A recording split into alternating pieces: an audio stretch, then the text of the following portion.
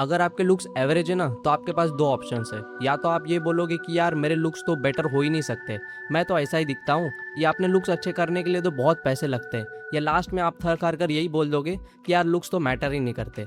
और दूसरा ऑप्शन आपके पास ये हो सकता है कि आप इस छोटी सी वीडियो को देख लो और अपने लुक्स को 10x तक इम्प्रूव कर लो without spending a single rupee, क्योंकि looks do matter my friend.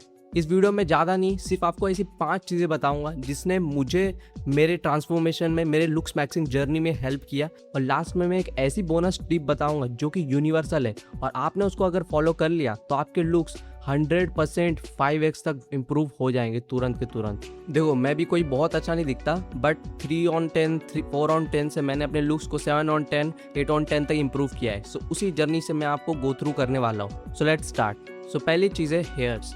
तो देखो, मेरे हेयर्स ऐसे हैं जिसकी वजह से मुझे अपने लुक्स के लिए कॉम्प्लीमेंट्स मिलते हैं कि यार तेरे हेयर्स बहुत मस्त है। बट ये हेयर्स का हम 3 कैटेगरी में डिवाइड करते हैं। पहला है ग्रोथ, दूसरा है स्टाइलिंग और तीसरा है मेंटेनेंस। तो देखो, ग्रोथ में आपको क्या करना है, सिंपली मैंने जैसे बाल बड़े किए ना, वैसे आपको भी ट्राई करना है, क्योंकि ये बड़े बाल बहुत अच्छे दिखते हैं और मीडियम लेंथ बाल सबको रखने चाहिए एक बार लाइफ में ज़रूर। आप खुद एक बार ट्राई करके देख लो।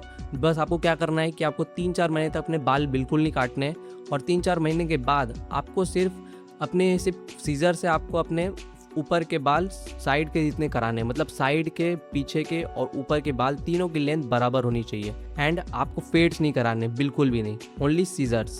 तो ग्रोथ के बाद आती है स्टाइलिंग की बारी। सो देखो, स्टाइलिंग में क्या करना है कि जब आप हेयर कट कटाने जाओ तो आपको ये बोलना है कि तीनों की लेंथ जो है एक जैसी होनी चाहिए। ऊपर की लेंथ थोड़ी सी बड़ी हो तो चल जाएगा, बट ऑलमोस्ट एक जैसी होनी चाहिए। दूसरी बात, आपको लेयर्स में काटना है, टेक्सचर्ड थोड़ी टेढ़ी करके कैंची काटनी है, जो कि आपको यूट्यूब पर आसानी से कोई भी वीडियो मिल जाएगी कि टेक्सचर्ड कटिंग कैसे करते हैं, लेयर्स में कैसे कट करते हैं। सो आप अपने बार्बर को दिखा सकते हो और आपका बार्बर उस हिसाब से काट देगा। और दूसरी बात, आपको जब भी अपने हेयर्स को स्टाइल करना है, सो आपको गीले बालों को जिस तरीके से आप अपने स्टाइल कर दोगे ना, वैसे ही वो ड्राई होने के बाद रहेंगे। इसके लिए जब आपके बाल गीले हैं, जब आप नहा कर आ रहे हो, तभी अपने बालों को इस तरीके से कर लो जिस तरीके से आपको चाहिए, एंड आपके ड्राई होने के बाद वैसे ही बाल हो जाएंगे। और उसके बाद मैं बिल्कुल भी कंघी यूज़ नहीं करता, मैं सिर्फ अपने हैंड्स को यूज़ करता हूँ, क्योंकि हैंड्स में आपके जो टेक्सचर रहता है, कॉम्ब की जो छोटी छोटी लाइंस होती है, उससे टेक्सचर चला जाता है। आपके जो हैंड्स है वही नेचुरली ये जो वेव्स है वो फॉर्म कराते हैं, एंड नेचुरली वो जो टेक्सचर है वो आता है। तीसरी चीज़ है मेंटेनेंस। सो आपको मेंटेन कैसे करना है इतने बड़े बालों को, सिंपल है। इसमें आपको लग रहा होगा बहुत कॉस्ट लगेगा, बट उल्टा मेरा पर्सनली बताओ तो बिल्कुल कॉस्ट नहीं लगता, क्योंकि पहली बात तो मैं 2-3 महीने पे एक बार हेयर कट कराता हूँ।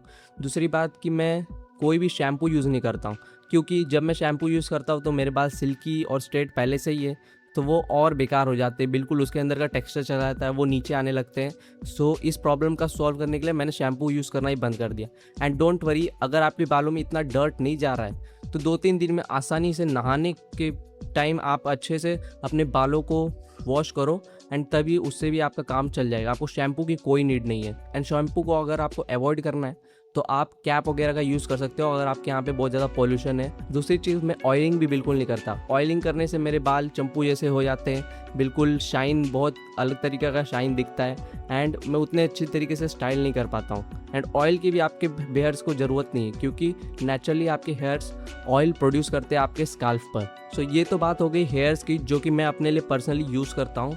बट सबसे मेन मंत्र यहाँ पे ये है कि एक्सपेरिमेंट करो।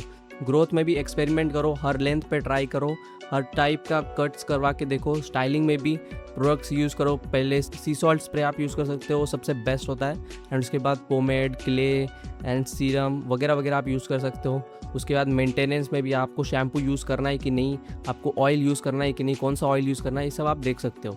दूसरी चीज़ है ग्रूमिंग। सो देखो, जिसको भी पैची बियर्ड्स आती है ना, जैसे मुझे पैची बियर्ड्स आती है, परफेक्ट बियर्ड नहीं आती, परफेक्ट दाढ़ी मूछ नहीं आती मुझे। सो मैं क्या करता हूँ कि क्लीन शेव ही रखना प्रीफर करता हूँ। वैसे ही आपको भी करना है। अगर आपकी परफेक्ट दाढ़ी नहीं आ रही, पैची आ रही, तो प्लीज़ उसको क्लीन शेव करो, क्योंकि वो अनहाइजीनिक और बुरा दिखता है ओवरऑल। बट अगर आपको एक अच्छी बियर्ड आती है तो बहुत अच्छी बात है, आप स्टबल बियर्ड का यूज़ कर सकते हो। मतलब स्टबल बियर्ड आपके ऊपर बहुत अच्छी क्लासी दिखेगी। एंड अगर अच्छी बियर्ड नहीं आती, जब तक नहीं आती तब तक क्लीन शेव रखो, क्योंकि बुरी बियर्ड होने से अच्छा है क्लीन शेव रखो। और अगर अच्छी बियर्ड है तो उसको स्टाइल करो अपने हिसाब से। सो देखो तीसरी चीज़ है फिजिक। ये वो पार्ट है जिसमें मैंने सबसे ज़्यादा इम्प्रूवमेंट की है एंड इसके ऊपर ही मुझे बहुत ज़्यादा कॉम्प्लीमेंट्स मिलते हैं। बट अगर आपको अपने फिजिक पे ध्यान देना है, अपनी शेप में आना है, जो कि सबसे बेस्ट चीज़ होगी आपके लुक्स मैक्सिंग में, सो आपको इन 3 मसल ग्रुप्स के ऊपर फोकस करना है। Being in shape is the best fashion advice. So देखो जब मैं जिम नहीं जाता था ना, मैं हाल ही में 3-4 महीने जिम गया, बट उससे पहले जब मैं जिम नहीं भी जाता था ना, उससे पहले भी लोग मुझे कॉम्प्लीमेंट करते थे कि अरे यार तू जिम जाता है क्या, क्योंकि मैं होम वर्कआउट करता था, पुशअप वगैरह मारता था। सो इससे मेरी चेस्ट जो है थोड़ी वाइडर बनी। चेस्ट मेरी डोमिनेटिंग मसल है। पहला है आपके वाइड शोल्डर्स, दूसरा है स्मॉल वेस्ट एंड तीसरा है वाइड बैक, जिसमें से वाइड शोल्डर सबसे ज़्यादा इंपॉर्टेंट है, उसके बाद वाइड बैक एंड उसके बाद स्मॉल वेस्ट एंड लेग्स पे भी आप वर्क करो, क्योंकि ये तो बहुत बुरा दिखेगा अगर आपकी बॉडी अपर बॉडी बिल्डअप है एंड लेग्स एकदम बहुत पतले पतले हैं। इसलिए सबसे बेस्ट लुक्स मैक्सिंग टिप ये होगी कि आप मसल गेन करो और अपने शेप में बॉडी को लाओ। चाहे आप कैलिस्थेनिक्स करो, चाहे होम वर्कआउट करो, चाहे जिम करो, इन 3-4 मसल ग्रुप्स के ऊपर फोकस करो। और उसके बाद कुछ चीज़ें आती है जैसे कि एडम्स एप्पल हो गया, जैसे कि जॉ लाइन हो गई आपकी, जैसे कि वेंस होगी हाथों की, थिक नेक हो गई, 6 पैक एब्स हो गए, वगैरह वगैरह ये सब। सो इन चीज़ों के ऊपर फोकस करो। अगर आपके पास बहुत ही कम है ये चीज़ें, जैसे कि बहुत ही पतली नेक है, तो नेक की वर्कआउट करो। एंड चौथी चीज़ है फैशन। इसके ऊपर भी मुझे बहुत कॉम्प्लीमेंट्स मिलते हैं। देखो फैशन इतनी कॉम्प्लिकेटेड चीज़ नहीं है जिसको लोग बना देते, उतना सिंपल है। मैंने ट्रेंड के पीछे नहीं भागा और जो क्लासी ओल्ड मनी स्टाइल है उसको अडॉप्ट किया। मैंने बाकी बच्चों की तरह ओवर साइज टी शर्ट्स, बैगी जीन्स ये सब नहीं पहना। ओवर साइज टी शर्ट की जगह मैंने पोलो पहनना स्टार्ट किया, मैंने हेलनीस पहनना स्टार्ट किया, मैंने बैगी जीन्स की जगह प्लीटेड ट्राउजर्स प्रीफर किया, मैंने बूट कट जीन्स प्रीफर किया, बेल बॉटम्स प्रीफर किया। एंड आपको ना रूल ऑफ थर्ड्स को फॉलो करना है फैशन में, जिससे कि आपकी हाइट और एनहांस दिखती है, आपकी हाइट और बड़ी दिखती है। उसमें आपको अपनी अपर बॉडी को जितना हो सके उतना छोटा दिखाना है और बॉटम की बॉडी को बड़ा दिखाना है। मतलब आपकी अपर बॉडी आपकी बॉटम के 1/3 होनी चाहिए, जिसके लिए आप अपने टी शर्ट्स को, शर्ट्स को टक इन कर सकते हो, या तो अपर जो टॉप जो आप पहन रहे हो उनकी लेंथ छोटी करा लो। उसके बाद कुछ आता है वो है कलर कॉम्बोज फैशन में। तो देखो मैंने न्यूट्रल कलर्स को प्रीफर किया rather than picking up loud colours. मैंने रेड नहीं प्रीफर किया, मैंने प्रीफर किया मरून। मैंने ग्रीन नहीं प्रीफर किया, मैंने प्रीफर किया ऑलिव ग्रीन। एंड इसी तरह येलो की जगह आप बीच प्रीफर करो, ब्लू की जगह नेवी ब्लू प्रीफर करो, charcoal grey, dark grey, black, white जो कि ऑल टाइम क्लासिक कलर्स हैं, इन कलर्स को चूज़ करो। लाउड कलर्स मत पहनो। और दूसरी बात, प्रिंट्स वगैरह मत पहनो। ज़्यादा यहाँ पे लिखा पड़ी होती है, यहाँ पे लोगोज लगे रहते हैं, वो सब अवॉइड करो। प्लस लोगोज भी हो सके तो वो भी अवॉइड करो। जितना हो सके उतना प्लेन एंड सिंपल कपड़े रखो जो कि आपको क्लासी एंड रिच दिखाएगा।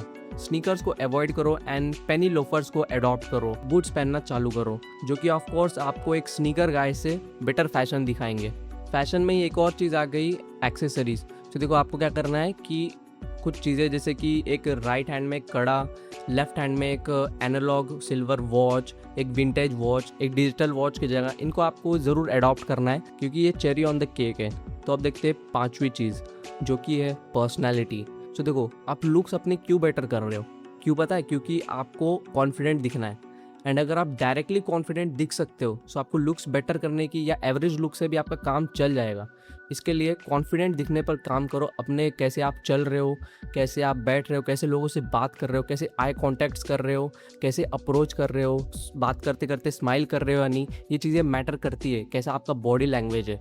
सो इन चीज़ों पर वर्क करो, जो कि मैंने भी वर्क किया एंड लोगों को वो कॉन्फिडेंस दिखता है। एंड अगर आपको बॉडी लैंग्वेज के बारे में जानना है, जिसके अंदर मैंने कंप्लीट सब कुछ बताया है, 21 बॉडी लैंग्वेज टिप्स, सो आप इस आई बटन पर क्लिक करके वो वीडियो देख सकते हो। सो स्टार्टिंग में मैंने जैसा कि कहा था, अब बढ़ते हैं अपने बोनस टिप पे, जो कि है fat loss and muscle gain. So देखो सबसे इंपॉर्टेंट मैंने फैशन एडवाइस क्या बोला था, being in shape and physique सबसे इंपॉर्टेंट है। एंड फिजिक में क्या आता है, फैट लॉस। जब आपका फैट लॉस होगा, जब आप मसल गेन करोगे, दोनों एक ही सिक्के के दो पहलू है, fat loss and muscle gain. So क्या होगा, उससे आपकी जॉ लाइन शार्प होगी, आपके वेंस दिखेंगी, आपकी बॉडी बेटर दिखेगी, आपकी स्किन बेटर दिखेगी एंड ओवरऑल आपकी हेल्थ एंड फिजिक बेटर दिखेगी। एंड फैट लॉस किसी एक मसल ग्रुप पे नहीं बल्कि ओवरऑल होता है, जो कि आप डाइट से ही बेटर कर पाओगे। सो अगर आपके अंदर बॉडी फैट परसेंटेज कम है और आपके ऊपर मसल्स है, सो आपकी लुक्स मैक्सिंग आधी तो वही हो गई। सो सबसे पहले फैट लॉस, मसल गेन, अच्छी डाइट, वर्कआउट, इस पे ध्यान दो, अपने आप आपकी लुक्स मैक्सिंग हो जाएगी। सो दोस्तों इस वीडियो को यहीं पर एंड करते हैं। ये थी ओवरऑल मेरी लुक्स मैक्सिंग की जर्नी, जिसके थ्रू मैं आपको लेके हुए गया। सो इस वीडियो को यहीं पर एंड करते हैं। मैं मैं आदि विश्वकर्मा आप सभी से विदा लेता हूँ और आप सभी को ऑल द बेस्ट।